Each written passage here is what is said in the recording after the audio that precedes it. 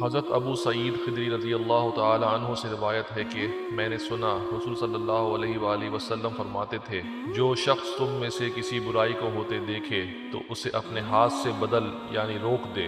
अगर हाथ से रोकने की ताकत नहीं तो ज़बान से उस बुराई को वाज़े करे।